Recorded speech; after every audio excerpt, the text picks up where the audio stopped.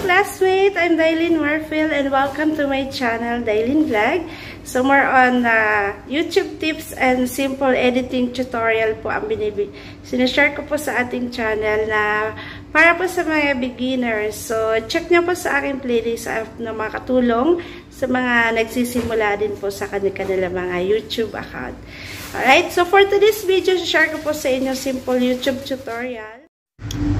So, hello classmate! Tuturo ko nga po sa inyo, i-walkthrough kayo kung paano tayo makapag-add ng ating mga i-connect yung ating YouTube channel sa Facebook page. So, dito again sa ating Chrome, search, type nyo lang po youtube.com. Kung may suggestion na i-type, press nyo lang po yung go. Okay. So, kapag ganyan na po ulit, gaya ng mga naituro ko na rin previously, yung tatlong dot sa kanan, lagi po ninyo i-double check kung naka-desktop site or may check po yan para po naka-align tayo sa computer and laptop or laptop din natin. Okay, gamit lang yung ating mga cellphone. Kapag nandito na po tayo, yung profile po natin na to, so i-view your channel nyo na lang po. So, pag menu natin yan, mapupunta tayo dito sa ating channel. Yan, yan yung channel natin. And, i-customize channel natin siya. So, kapag pinress nyo po yung customize channel, so, magiging ganito po siya. Mapupunta tayo dito sa ating, wait lang po, studio.youtube.com. So, punta tayo sa channel dashboard natin dito sa Chrome. So, ayan. So, channel customization, sunod, layout, branding, and basic info. Okay? So, dito tayo sa basic info, and dito natin i-add yung ating Facebook URL or Uniform Research Locator or yung tinatawag na main link natin sa Facebook. So, since mga classmate, ngayon ko lang po natutunan din to na mag-add ng ganito. So, updated kayo. So, dito sa links, under po ng channel URL natin or main links ng YouTube natin, may links din po na nakalagay. So, ang allowed po dito na kayang i-accommodate ng ating channel banner dito sa mga links na pwede natin i-add dito sa ating channel ay up to first 5 links lang po yung kayang i-accommodate. So, pwede kayo magdagdag dyan ng it's up to you kung may TikTok account kayo, Twitter, Instagram, Facebook, yun. Basta hanggang 5 lang po. So, dito sa link title, nilagay nga po natin itong ating Facebook. Okay, so nilagay ko na siya. And then, dito naman sa URL required, dito nyo po yung kukunin. So, labas muna tayo and punta tayo sa Facebook natin. Share ko sa inyo kung paano ko siya nakuha. So, punta po tayo sa mga Facebook account natin.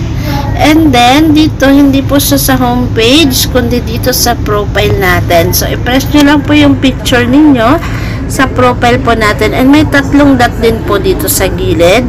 And sa pinakamababa, your profile link. Ayan po. So, i-copy nyo lang po yan.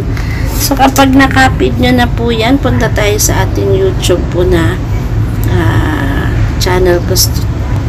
Yan.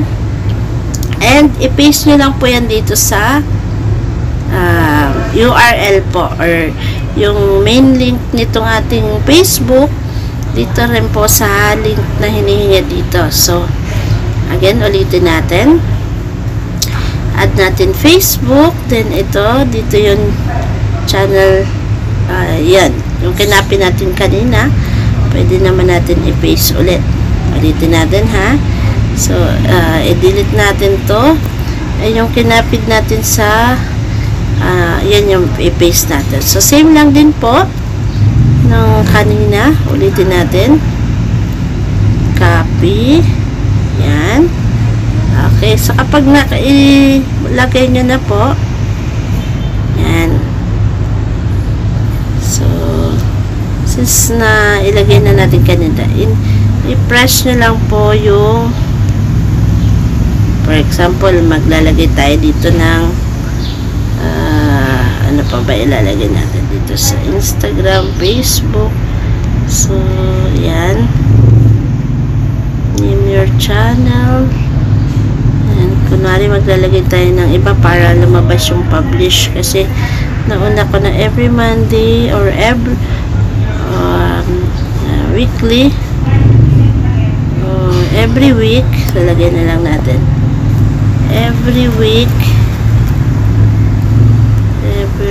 po,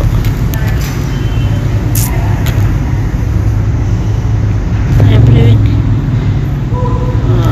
lagyan natin every week po, every week expect nyo po may nyo upload tayong video. So ganyan lang.